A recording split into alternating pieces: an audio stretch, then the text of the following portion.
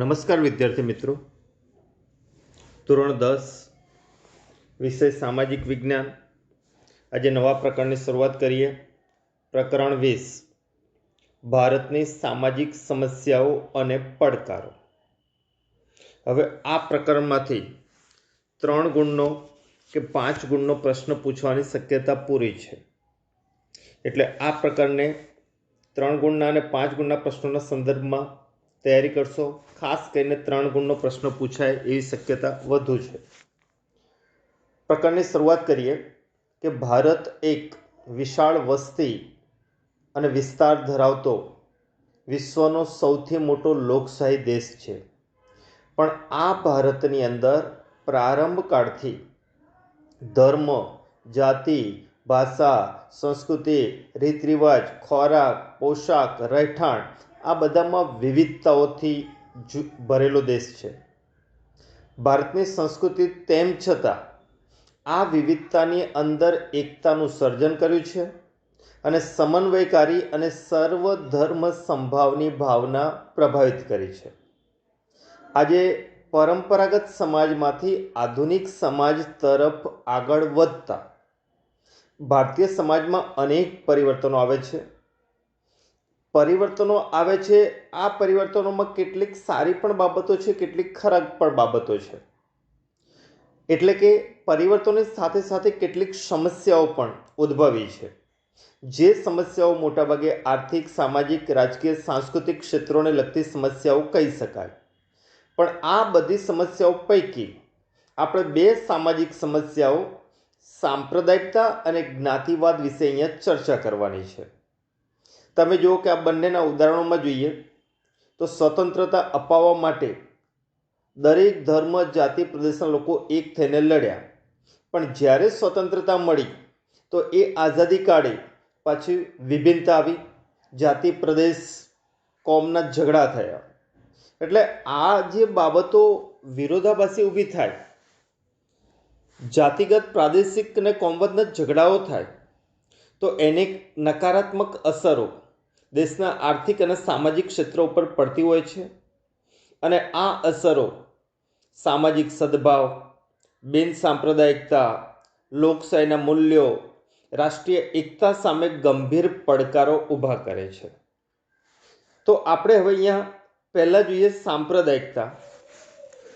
ધર્મ એ શ્રદ્ધા અને આસ્થાનો વિષય છે. મોટાભાગે માનવ કોઈને કોઈ ધર્મ કે સંપ્રદાયમાં માનતો હોય અને એમાંય ભારત પાછો એક બિન સાંપ્રદાયિક ધર્મનિરપેક્ષ દેશ છે.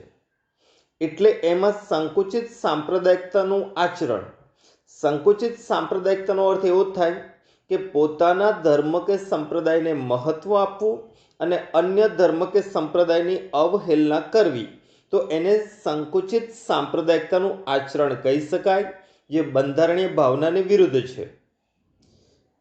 એટલે અહીંયા પ્રશ્ન 2 ગુણનો એક એ બને કે કેવી વિચારધારા સમાજને વિભાજન તરફ દોરી જાય છે.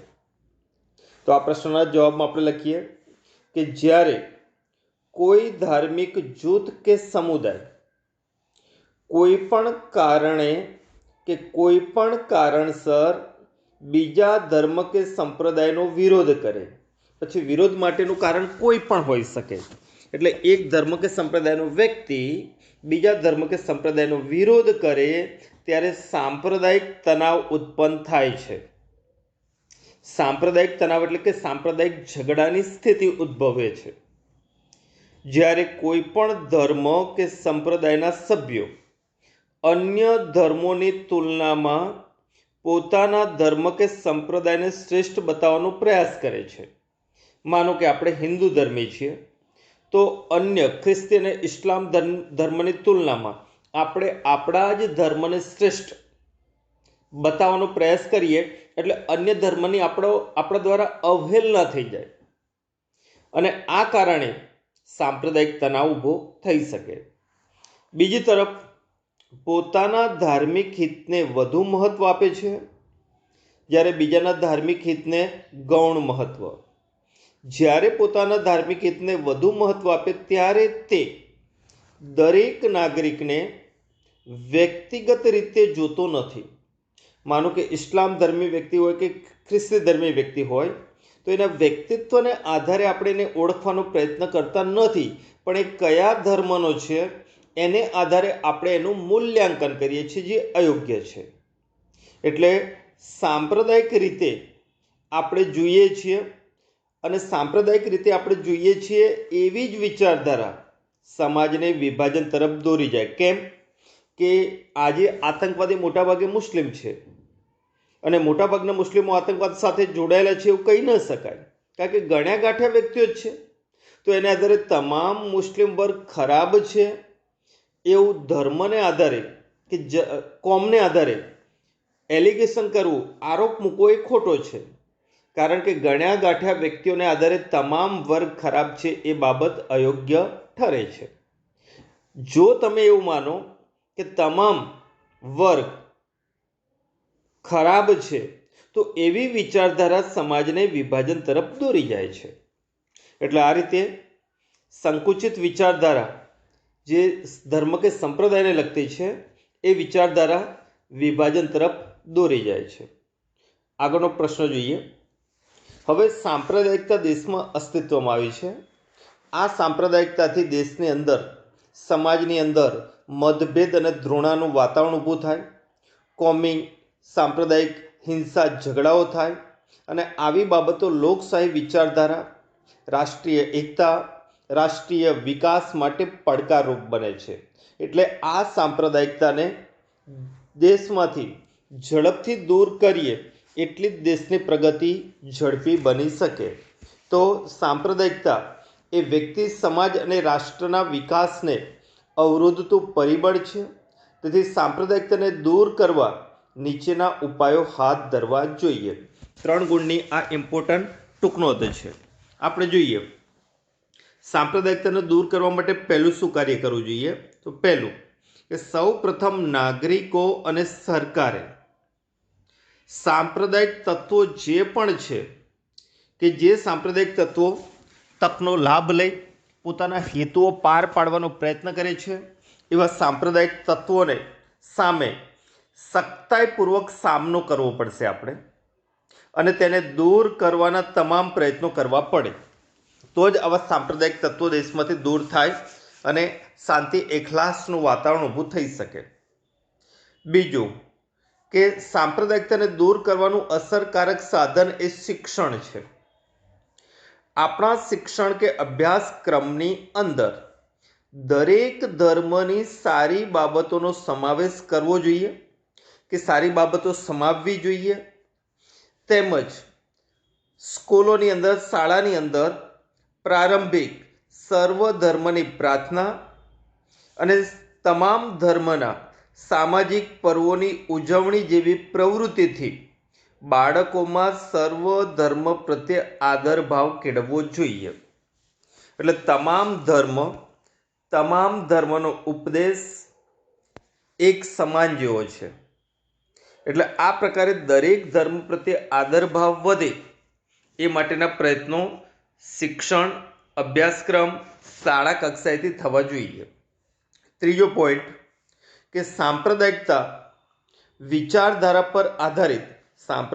વિચારધારા પર આધારિત કેટલાક રાજકીય પક્ષો ચૂંટણી લડતા હોય છે. તો આવા રાજકીય પક્ષોને માન્યતા આપવી જોઈએ નહીં. ચૂંટણી માટે પણ ખાસ આચારસંહિતા બનાવવી જોઈએ, અને બનાવેલી આચારસંહિતાનો ચુસ્તપણે અમલ કરવો જોઈએ.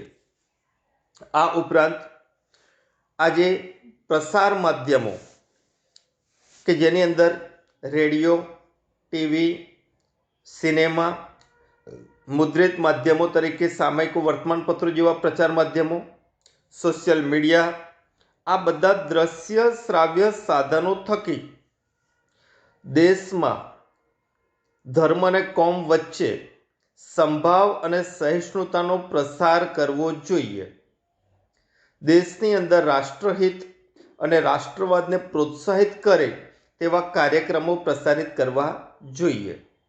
પરંતુ વર્તમાન સમયે સોશિયલ મીડિયા ઉપર સાંપ્રદાયિકતા, હિંસા, તણાવ, ઝઘડા ઉત્પન્ન થાય એવા નેગેટિવ, નકારાત્મક મેસેજ વધુ પ્રમાણમાં વાયરલ થતા હોય છે, જેને કારણે પણ ઘણીવાર એક ધર્મ કે કોમને બીજા ધર્મ કે કોમ પ્રત્યે ઘૃણા ઉત્પન્ન થતી હોય છે. તો આવા તમામ બાબતો સામે પણ સરકારે સખ્તાઈપૂર્વકના પ્રયત્નો કરવા જોઈએ. ધાર્મિક અને રાજકીય વડાઓ સાંપ્રદાયિકતા નાથવા માટેના પ્રયત્નો કરવા જોઈએ. માનો કે કોઈ સાંપ્રદાયિક સમસ્યા ઉત્પન્ન થઈ છે, તો એવા સમયે જે સાંપ્રદાયિક સમસ્યા ઊભી થઈ છે, બંને ધર્મના વડાઓ, રાજકીય નેતાઓએ મિટિંગો ગોઠવવી જોઈએ. વાર્તાલાપ દ્વારા સમસ્યાનું સમાધાન કરવાના પ્રયત્નો કરવા જોઈએ. સાંપ્રદાયિકતાને દૂર કરવા યુવાનોમાં સાંપ્રદાયિકતાના સ્થાને બિન સાંપ્રદાયિકતા અને વૈજ્ઞાનિક દ્રષ્ટિકોણ વિકસે તેવા ખાસ પ્રયત્નો સામાજિક અને શૈક્ષણિક ક્ષેત્રે થવા જોઈએ. માનો કે આજે 12મું ભણી રહેલો કે કોલેજ કરેલો યુવા વ્યક્તિ છે, તો આ યુવા વ્યક્તિની અંદર સંકુચિત સાંપ્રદાયિકતા નહીં, પણ એનામાં બિન સાંપ્રદાયિકતા અને વૈજ્ઞાનિક દ્રષ્ટિકોણ વિકસે, દરેક ધર્મનું સન્માન કરે, દરેક ધર્મની સારી બાબતો સ્વીકારે, તો એ પ્રકારે પ્રયત્ન થવા જોઈએ કે જેને કારણે સાંપ્રદાયિક તણાવ ઝઘડા દૂર થઈ શકે. સાંપ્રદાયિકતા સામે માત્ર સરકારના પ્રયત્નો પર્યાપ્ત નથી, પૂરતા નથી. સરકારની સાથે સાથે સમાજે પણ વિશિષ્ટ પ્રયત્નો કરવા જોઈએ. આજે ધર્મ, જ્ઞાતિ, પ્રાંત, ભાષાથી ઉપર રાષ્ટ્રહિત છે, રાષ્ટ્રનું ગૌરવ છે, દેશનું હિત છે તેવી સમજ વિકસાવવી, અને આવી સમજ લોકોને એક તાતણે બાંધે છે અને તે રાષ્ટ્રવાદ અને રાષ્ટ્રીય એકતાને પોષે છે, મજબૂત કરે છે. તો આવા પ્રયત્નો થશે સાંસ્કૃતિક ક્ષેત્રે, સામાજિક ક્ષેત્રે, શૈક્ષણિક ક્ષેત્રે, રાજકીય ક્ષેત્રે, તો એને કારણે સાંપ્રદાયિકતા દૂર થશે અને એનાથી દેશને ગતિ મળશે, વિકાસ થશે અને દેશ મજબૂત બની શકે. હવે એક નવો પ્રશ્ન લઈએ. ભારતની સામાજિક સંરચના જ્ઞાતિ પર આધારિત છે. 2 ગુણનો ઇમ્પોર્ટન્ટ પ્રશ્ન અગાઉ બોર્ડની પરીક્ષામાં પૂછાયેલો છે. ભારતીય સામાજિક સંરચના જ્ઞાતિ પર આધારિત છે.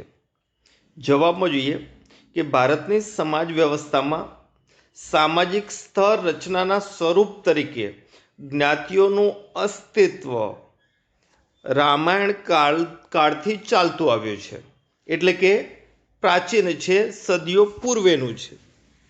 એમાંય તમે જો કે ભારતીય સમાજની સંરચના જ્ઞાતિ પર આધારિત છે. પ્રારંભિક પરિકલ્પના મુજબ 4 વ્યવસાયો પર આધારિત વર્ણ વ્યવસ્થા હતી. 4 વ્યવસાયો પર આધારિત વર્ણ વ્યવસ્થા હતી અને આ વર્ણ વ્યવસ્થાની અંદર બ્રાહ્મણ, ક્ષત્રિય, વૈશ્ય અને શૂદ્ર એ મુખ્ય 4 વર્ણ હતા અને આ 4 વર્ણનું કામ વિભાજિત કરેલું હતું. જેમ કે બ્રાહ્મણોનું કાર્ય એ સમયે વિદ્યાદાન અને કર્મકાંડ હતું. ક્ષત્રિયનું કાર્ય રાજા પ્રજાને ધર્મનું રક્ષણ કરવું. વૈશ્યનું કાર્ય વેપાર વાણિજ્ય. શૂદ્રનું કાર્ય ખેતી કરવી, મજૂરી અને આમ વર્ગની સેવા. તો આ પ્રકારે કામ પર આધારિત વર્ણ વ્યવસ્થા હતી. પણ આ વર્ણ વ્યવસ્થા કાર્ય પર આધારિત હતી, એ ધીમે ધીમે જન્મ આધારિત બની ગઈ. હવે જન્મ આધારિત ને કર્મ આધારિતમાં તફાવત શું? કર્મ એટલે કાર્ય, વ્યક્તિ પોતાનું કાર્ય બદલે એટલે એનો વર્ણ બદલાતો. પણ હવે જે વર્ણમાં જન્મે એ જ વર્ણનો અન્યનું કાર્ય ન કરી શકે. જેમ કે બ્રાહ્મણ કુળમાં જન્મ્યો એટલે બ્રાહ્મણ, એનું કાર્ય પછી ક્ષત્રિય, વૈશ્ય, શૂદ્રનું હોઈ શકે નહીં. તો એને જન્મ આધારિત વર્ણ વ્યવસ્થા કહી શકાય. આ સમાજ વ્યવસ્થા સમાજની જરૂરિયાતોની પરિપૂર્તિ અને શ્રમ વિભાજનના પાયા પર આધારિત હતી, જે સમયાંતરે જન્મ પર આધારિત બનતી ગઈ. જ્ઞાતિ આધારિત નિવાસ સ્થાનો અને વ્યવસાયો હતા. એટલે કે કોઈ પણ ગામ, કસ્બો કે નગર હોય તો એની અંદર નિવાસ સ્થાનો અને વ્યવસાય આધારિત જોવા મળતા, કે કુંભારવાસ હોય, એ સિવાય લુહારવાસ, કણબીવાસ, તો આ પ્રકારે વ્યવસાય અને નિવાસસ્થાનો આધારિત એ લોકોના રહેઠાણ હતા. આથી કહી શકાય કે ભારતની સામાજિક સંરચના પ્રારંભ કાળથી જ્ઞાતિ પર આધારિત હતી. બીજું કે અહીંયા વારંવાર ટૂંકો પ્રશ્ન પણ પૂછાય છે કે ભારતની સામાજિક સંરચના શેના પર આધારિત હતી? તો જ્ઞાતિ પર આધારિત હતી એમ કહી શકાય. ઘણીવાર એવું પણ બને કે ભારતની અંદર અંગ્રેજોના શાસનકાળ પહેલાંના સમયમાં કેટલીક જાતિઓ અન્ય સમૂહથી દૂર સહેલાઈથી પહોંચી ન શકાય એવા દુર્ગમ પહાડી વિસ્તારમાં પણ રહેતી, અને એવી જાતિઓને આપણે આદિવાસીઓ કહીએ છીએ. અને આ જાતિઓનું સામાજિક જીવન અને સાંસ્કૃતિક જીવન અન્ય પ્રજા સમૂહથી કંઈક અલગ ભિન્ન હતું. એ લોકોના ભાષા પણ અલગ હોય, ધાર્મિક રીત રિવાજો પણ અલગ જોવા મળે અને સંસ્કૃતિ પણ અલગ હતી. હવે જોઈએ આગળનો નવો પ્રશ્ન. લઘુમતીઓ, નબળા વર્ગો અને પછાત વર્ગોના હિતોના રક્ષણ માટેની બંધારણીય જોગવાઈઓ જણાવો. હવે જોઈએ કે ભારતના બંધારણમાં લઘુમતીઓ, નબળા વર્ગો અને પછાત વર્ગોના રક્ષણ, કલ્યાણ અને વિકાસ માટે કેટલીક બંધારણીય જોગવાઈઓ કરવામાં આવી છે. કયા લોકો માટે? લઘુમતીઓ, નબળા વર્ગો, પછાત વર્ગો. હવે લઘુમતી વર્ગ કોને કહેવાય એ પછી જોઈએ એટલે ખ્યાલ આવી જશે તમને. છતાં ધર્મ અને ભાષાને આધારે લઘુમતી વર્ગ તારવવામાં આવે છે. બે બાબતને આધારે, ધર્મ અને ભાષા. મોટાભાગે ભાષાને વધારે ધ્યાનમાં આપણે લઈએ છીએ, ધર્મને વધારે ધ્યાનમાં લઈએ છીએ. જેમ કે દેશની અંદર હિન્દુ ધર્મના લોકો 80% છે, તો બાકી તમામ ધર્મના લોકો 20%માં છે. તો જે 50%થી વધુ જનસંખ્યા ધરાવનારો ધર્મ હોય કે ભાષા હોય તો એ બહુમતીમાં છે, અને એના કરતાં ઓછું 50%થી ઓછું પ્રમાણ ધરાવતો વર્ગ હોય એ લઘુમતી વર્ગ કહી શકાય. એટલે દેશની અંદર આજે હિન્દુ ધર્મની તુલનામાં બાકી તમામ ધર્મના લોકો લઘુમતીમાં છે એવું કહી શકાય. અને આ લઘુમતીઓમાં સૌથી મોટો વર્ગ ઇસ્લામ ધર્મી મુસ્લિમ લોકોનો છે. જ્યારે નબળા વર્ગો એટલે આર્થિક રીતે નબળા વર્ગો, પછાત વર્ગો એટલે આર્થિક રીતે પછાત વર્ગો, સામાજિક અને આર્થિક રીતે નબળા હોય એવા વર્ગો અહીંયા, જેને આપણે ઓબીસી પણ કહી શકીએ. હવે આ જોગવાઈઓ આ વર્ગના હિતોની રક્ષા, સામાજિક અસમાનતાનું નિવારણ, તેઓના કલ્યાણ અને વિકાસને સુનિશ્ચિત કરે છે એના માટેની જોગવાઈઓ છે. જોગવાઈઓમાં પહેલી જોગવાઈ એવી છે કે ભારતનું બંધારણ ભારતના તમામ નાગરિકોને સમાન રીતે સામાજિક, આર્થિક અને રાજનૈતિક ન્યાય પ્રદાન કરે છે. એટલે કે દેશનું કાયદા કાનૂન વ્યવસ્થા, દેશનું વહીવટી તંત્ર, ન્યાયતંત્ર કોઈ પણ જાતિ ધર્મના ભેદભાવ કરતું નથી. પછી એ સ્ત્રી હોય કે પુરુષ હોય, ગરીબ હોય કે ધનિક હોય, ગ્રામીણ હોય કે શહેરી હોય, દરેક નાગરિક એની નજરમાં સમાન છે.